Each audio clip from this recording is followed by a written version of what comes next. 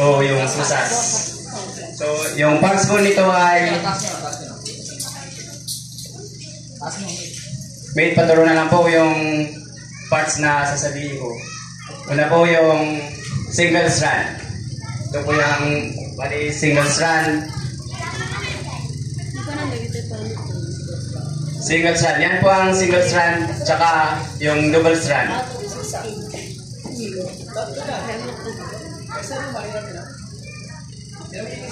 Yung links.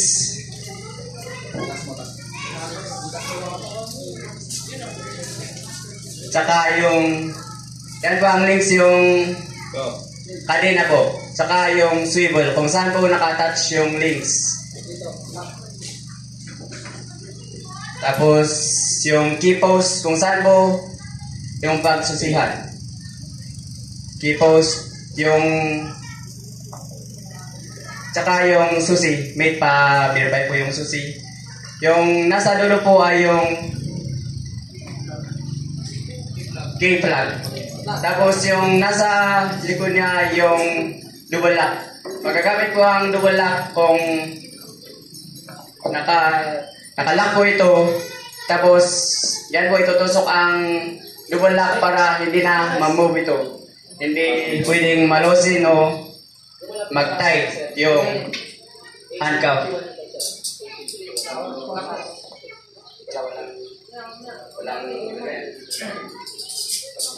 So, purpose po ng handcuff. So, purpose is first to prevent attack. Yan po ay kung ang suspect natin ay dangerous para po ma-prevent ang pag-cause ng injury sa pupusas po. Second, to prevent escape. Yan po to hindi po makalis ang ating suspect at madala natin sa barangay o sa policeman. Pangatlo po, to prevent destruction or concealment of evidence. Yan po ay kung meron silang tinatago man na anong kontrabando ay hindi na masisira na pwedeng gamitin po sa court na pwede pong ebidensya. Next po, do's and don'ts ng pag-handcuff. Una po, use as a temporary restraint. Ang pagpusas po ay pang-temporary lamang at hindi po ito pwedeng patagalin sa isang tao na nahuli dahil kung tatagal po ang pusas sa isang nahuli, magkukos po ito ng injury. Lalo na kung hipitan pa ang pusas, ito ay magkukos ng amputation sa ating kamay. Lagi po nating isipin na ang handcuff ay bakal po yan laban sa laman ng tao o sa kamay ng tao. Pangalawa po, handcuff always behind the back. Lagi pong ang pag-handcuff natin ay nasa likod dahil kung nasa harapan yan, hindi po itong makagawa ng plano, makalampot man ng anumang bagay na gagamitin laban sa iyo. Pangatlo po, secure properly, not so tight or loose. Yan po, para po hindi makatakas o mag-cause ng injury. Don'ts. Sa don'ts po ng ating handcuffs ay don't use as a punishment. Yan po para makaiwas po tayo sa kaso o gaya ng physical injury. Tapos yung lastly, pag nawag po natin ipupusas yung ating suspect o yung pupusasan sa stationary kaya po ng mga poste, dahil in case po gaya ng kung biglang may earthquake at naka-handcuff yung suspect mo, maaaring madiscuss siya o hindi na makakawala. So, any question po sa handcuff na na-discuss? Para kung wala pong tanong, magdidemo po ang aking... So, ito po ang arresting officer at ito po ang suspect.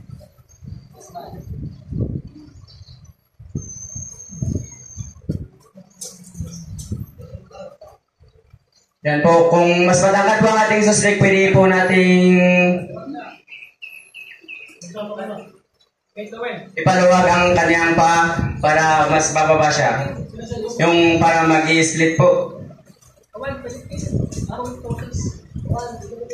Yung arresting officer, pwede po natin i-command ang ating hinuhuli.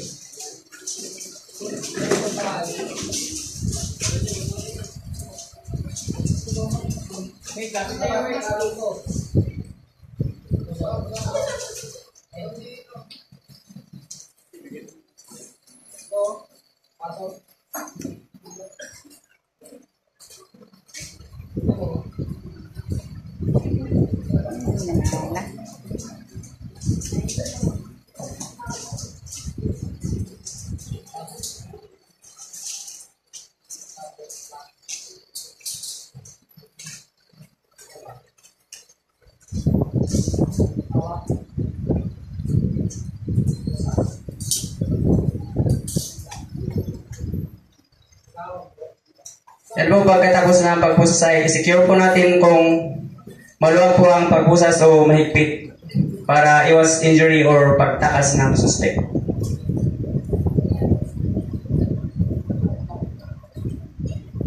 Yan po, isa-search po natin ang suspect para tingnan kung may iba pang kontrabando na nakatago sa kanyang katawan.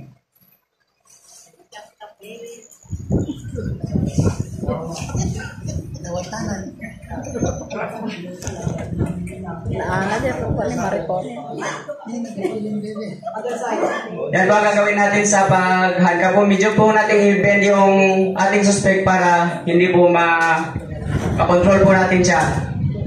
Lalo na kung mas malakas ang mas malakas o mas malaki ang ating suspect. Pag walang makita,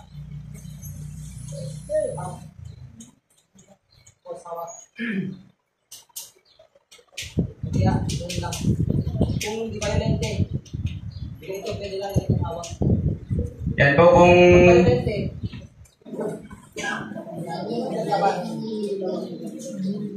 kung mag-resist po ang ating suspect ay pwedeng ibaba lang po ang handcuff para masaktan siya.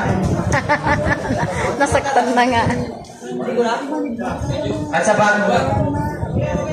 sa pagdala ng suspect ay pagdala natin sa barangay o sa pulisya ay lagi po nating hawakan yan para makaiwas sa pagtakas ng suspect.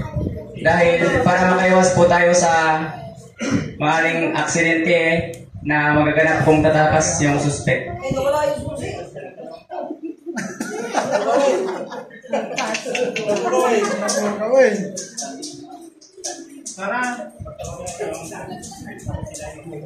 Mga ma'am sir, yung gusto pong pumunta sa taas para mas malapitan pong makita yung pagdemo ng aking mga classmate.